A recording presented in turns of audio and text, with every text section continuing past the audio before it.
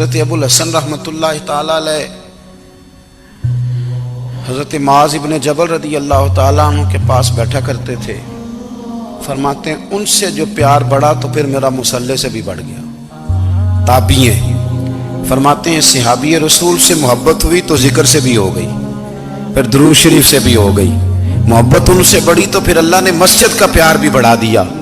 آپ فرماتے ہیں کہ میری ہر وقت طبیعت چاہتی تھی کہ بس اللہ اللہ کروں, بس اللہ اللہ کروں, بس نہ میں ذرا تھوڑی جان چھڑاؤں لوگوں سے, کو 10 منٹ ملے تو میں کچھ 4 نفل پڑھ لوں, میں تھوڑا سا نہ بچوں لوگوں سے, اور مجھے تسبیح ملے تو میں نہ کچھ 400-500 دفعہ استغفار پڑھوں, سبحان اللہ, الحمدللہ, اللہ اکبر, لا حول ولا قوت الا باللہ, میں نہ تسبیحات پڑھوں.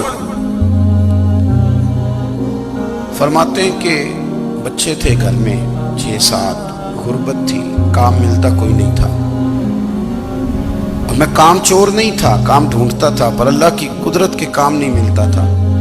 فرماتے ہیں کہ میں نے ایک دن اپنی اہلیہ سے کہا کہ آج میں پھر جاتا ہوں کام ڈھونڈنے. تو میری بیوی بڑی فرما بردار تھی, پر اس دن نہ غربت کے ہاتھوں تنگ آ کے کہنے لگی آج نانا کوئی تو چیز لے کے آیا. تو مجھ سے بچوں کی بھوک نہیں دیکھی جاتی, سب روگاں دا روگ محمد جس دا نام غریبی, کنڈ بلا کے لنگ جاندے نہیں دوست یار قریبی. آج نہ کچھ لے کے آیا تو میں بچے لے کے میکے چلی جاؤں گی. شیخ فرماتے ہیں کہ میں بڑا پریشان گھر سے نکلا, پر میں نے صبح سے لے کے زور تک کام ڈھونڈا, کام ملا کوئی نہیں. تو میرے دل میں خیال آیا چلو کام نہیں ملتا تو اللہ اللہ تو کرے نا, چلو بندوں کی مزدوری نہیں ملتی تو رب کریم کی عبادت ہی کرتے ہیں. فرماتے ہیں کہ میں نے نا فرات کے پانی سے وضو کیا, نہر کے, شدید دھوپ تھی, ساتھ ریت تھی اور ریت تپ رہی تھی. میں نے اپنا رومال وہیں مصلی کے طور پر بچھا لیا, اور فرماتے ہیں کہ زور سے لے کر عصر تک نماز پڑھی, دھوپ بھی پورے زور پہ, پر میرے سجدے کا ذوق بھی پورے زور پہ. فرماتے ہیں سورج بھی چمک رہا ہے اور رب کی عبادت کا ذوق بھی پورے زور پہ. میں سجدہ کروں تو پھر میرا اٹھانے کو جی نہ چاہے. میرے استاد لکھا کرتے تھے, یہ ان کا شعر ہے, وہ کہا کرتے تھے مجھے سوز دے, مجھے ساز دے, اور مجھے نیم شب کا نیاز دے, دم سجدہ خود کو میں توڑ دوں, مجھے ایسا ذوق نماز دے. اور میں تیری بہار کا پھول ہوں, میں کھلا بھی ہوں تو تیرے لیے, مجھے میری شاخ سے توڑ لے, مجھے اپنی زلف کا ناز دے. بھائی فرماتے ہیں کہ عصر تک میں نے نفل پڑھے, دل ڈھلنے لگا, عصر کی نماز پڑھی اور میں وہاں سے چلا. اب میں جب نکلنے لگا تو دل میں خیال آیا کہ چھوٹی چھوٹی دیواریں ہیں گھر کی, بغیر کچھ لیے جاؤں گا تو بیوی دور سے دیکھے گی تو شور کرے گی کہ پھر خالی ہاتھ آ گیا ہے. کہتے میں نے اپنے اسی رومال میں جس میں میں نے نماز پڑھی تھی نا, رومال میں کیا عقیدے پنجابی جسافہ کہتے ہیں, اسی میں نا میں نے کچھ ریت بھر لی کہ وہ دور سے دیکھے گی تو سمجھے گی کچھ لے کے آیا ہے, چلو جا کے اسے بتا دوں گا کہ آج پھر مزدوری نہیں ملی.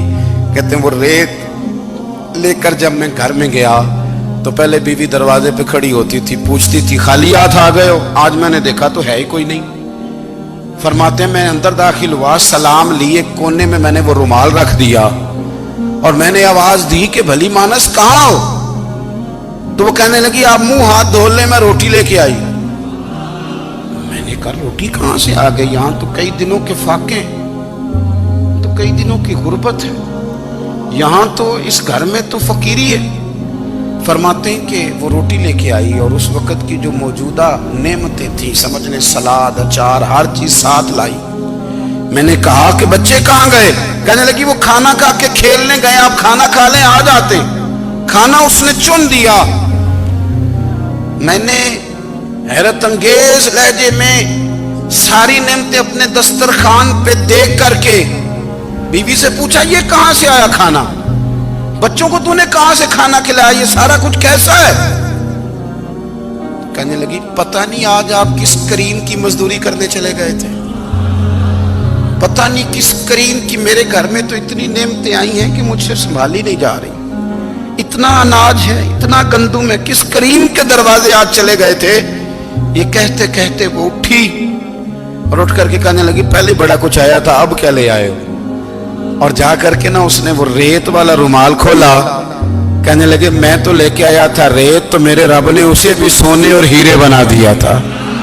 جب آپ کی توجہ اللہ کی جانب, میرے نبی پاک صلی اللہ تعالی علیہ وسلم نے فرمایا ہر چیز اپنے رب سے مانگ, ہر چیز مانگ, ہر چیز مانگ. یا رسول اللہ کیا کچھ؟ میرے محبوب نے فرمایا تیرے گھر میں نمک بھی ختم ہو جائے تو وہ بھی اپنے رب سے مانگا کر. تو مانگنا, وہ تجھے دے گا, تو اس کی بارگاہ میں کشکول طلب دراز تو کرنا. اور ترمذی شریف میں عجیب لفظ ہے, رسول کائنات نے فرمایا, رب کریم فرماتے ہیں جب میرا بندہ ہاتھ اٹھاتا ہے نا تو مجھے حیا آتی ہے کہ میں خالی کیسے لوٹا دوں اس کے.